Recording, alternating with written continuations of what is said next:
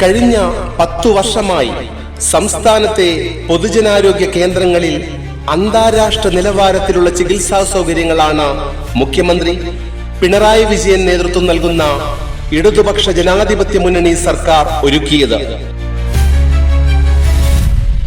കണ്ണൂർ ജില്ലയിൽ കണ്ണൂർ ജില്ലാ ആശുപത്രി, പയ്യന്നൂർ താലൂക്ക് ആശുപത്രി, കൂത്തുപറമ്പ് താലൂക്ക് ആശുപത്രി, തലശ്ശേരി അമ്മയും കുഞ്ഞും ആശുപത്രി, പെരിങ്ങോം താലൂക്ക് ആശുപത്രി ഉൾപ്പെടെ ജില്ലയിലെ പ്രധാന ആശുപത്രികളിലെല്ലാം കിഫ്ബി വഴി കോടിക്കണക്കിന് രൂപയുടെ വികസന പ്രവർത്തനങ്ങളാണ് നടന്നത്. ഇതിൽ പയ്യന്നൂർ താലൂക്ക് ആശുപത്രിയിൽ 104 കോടി രൂപയുടെ വികസന പ്രവർത്തനങ്ങളാണ് നടത്തിയത്. 56 കോടി രൂപയുടെ കെട്ടിടങ്ങളും 22 കോടിയുടെ ആധുനിക ഉപകരണങ്ങളും ഇതിൽ ഉൾപ്പെടുന്നു.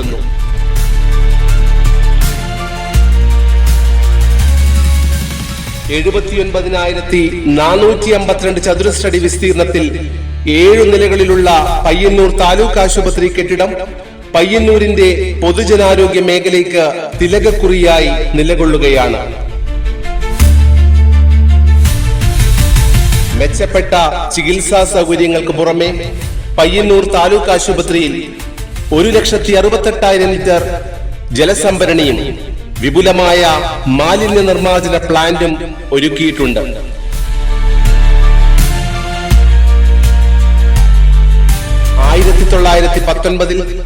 റൂറൽ ഡിസ്പെൻസറിയായി ആരംഭിച്ച ഈ സ്ഥാപനത്തിൽ കഴിഞ്ഞ 10 വർഷക്കാലത്തിനിടയിൽ നേടിയ അഭൂതപൂർവമായ വികസന പ്രവർത്തനങ്ങൾ ആരിലും ആശ്ചര്യമുളവാക്കും.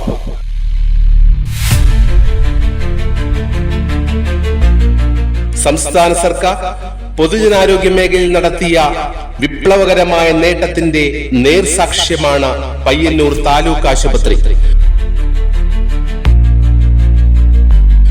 പൊതുജനാരോഗ്യ രംഗത്ത് കഴിഞ്ഞ 10 വർഷക്കാലത്തെ നേട്ടങ്ങൾ നമുക്ക് തുടരേണ്ടതുണ്ട്.